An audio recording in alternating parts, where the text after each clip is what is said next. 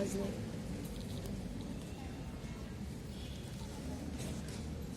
नमस्कार, माझे नाव मनाली सुभाष बराटे. मी इयत्ता 6वी अ ची विद्यार्थिनी. माझ्या शाळेचे नाव मराठी विद्यानिकेतन बेळगाव. मी या ठिकाणी व्यंकटेश माडगुळकरांची झेल्या ही कथा सादर करणार आहे. आता माझ्या आयुष्याला वेगळेच वळण लागले होते, इतके की कधी काळी मान देशातील खेड्यात शिक्षक होतो हेही विसरून जावे. पण ते दिवस माझ्या लक्षात आहेत. याचे कारण झेल्या, माझा एक विद्यार्थी. मी त्या खेड्यात 3 महिन्याकरिता होतो. पहिल्या सिनी सांधे खिळखिळे झालेल्या खुर्चीत मी बेताने बसलो. साऱ्या वर्गात नजर फिरवली. साधी चिल्ली पिल्ली डोळे विस्पारून बघत बसली होती. नवे मास्तर मारकुटे आहेत की चांगले आहेत? सारखी हिशेबाची गणिते सांगतात की गोष्टी सांगतात? सारखे वाचनच घेतात की गाणी सुद्धा म्हणायला लावतात? असे काहीसे विचार ते चिमण्या डोक्यातून उड्या मारीत असावेत. मी हळूच हसलो आणि टेबलावर ठेवलेली हजेरी उघडली.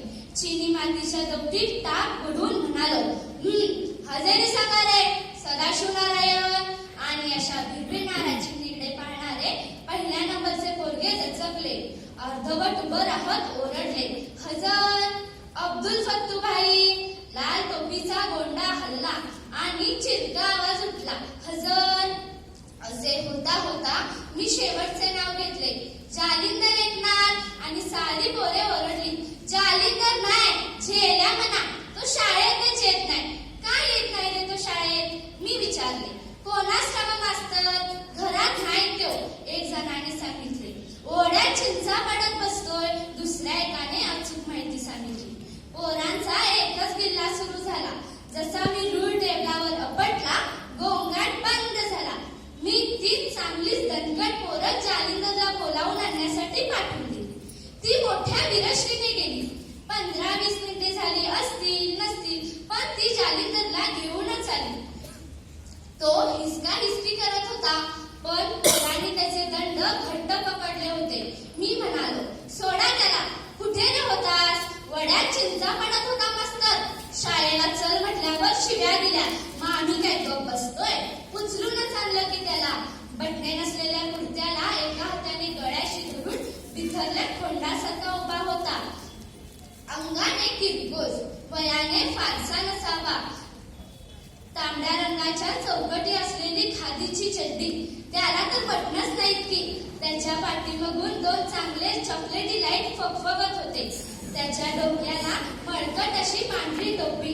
मी म्हणालो, काय रे शाळेला काय येत नाहीस?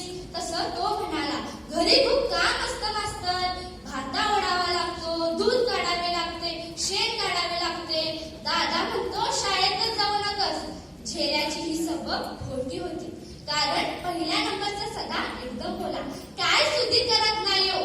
गावात उन्हाळ्या करत या गल्लीतून त्या गल्लीत आणि ह्या बोळातून त्या बोळात हिंडत असतोय.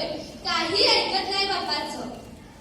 त्यावर झेल्याने सदाकडे बघितलं आणि फुटफुटला, चल की शाळेबाहेर, जीवच घेतो तुझा. झेलत्या क्षणी झेल्या उन्हाळ आणि धाडसी असल्याचे माझी खात्रीच पटली. मी म्हणालो, काय रे आता अभ्यास करायलाच ना. दुसरा दिवस आला.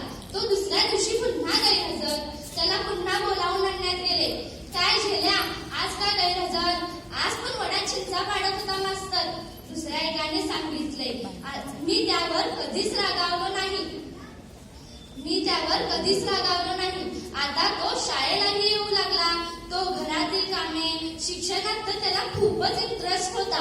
गावातील लोक काय कामं सांगतील तो ऐकत होता.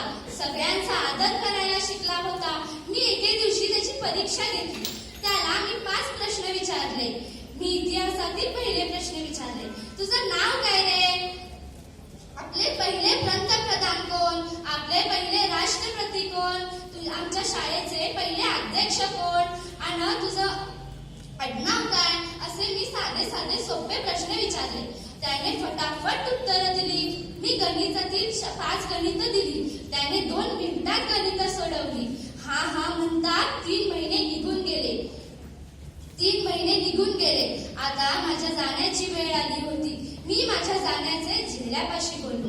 तो क्षणभर गप्प बसला आणि म्हणाला, मास्तर मीही येतो तुमच्या संग.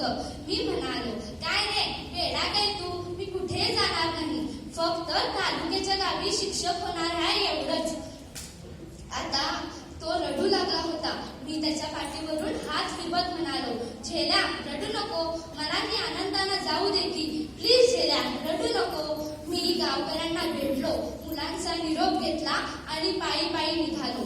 काही मुलं वेशीपर्यंत सोडायला आली, मात्र झेल्या काही परतेना. तो माझ्यासोबत चालतच होता. मी त्याला तांबड्या रंगाचा डाग आणि एक पेन्सिल अशी माझी आठवण म्हणून दिली होती. मी त्याच्यापाशी म्हणालो, झेल्या आता जा तू, परत ना, आता गावाची तर हद्द संपली आहे. झेल्या रडू लागला, फार मोठ्याने रडू लागला आणि म्हणाला, मास्तर मी नाही जाणार आता त्या शाळेत, मला नाही जायचं आता त्या शाळेत. असं म्हणत तो वाटेत मोठमोठ्याने रडू लागला.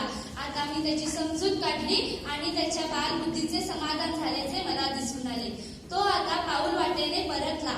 मीही माझे तोंड वळवून परत गेलो आणि म्हणालो, झेल्याही गेला, मीही गेलो. त्यानंतर मला झेल्या कधीच भेटला नाही. तो आता कुठे असेल, धन्यवाद.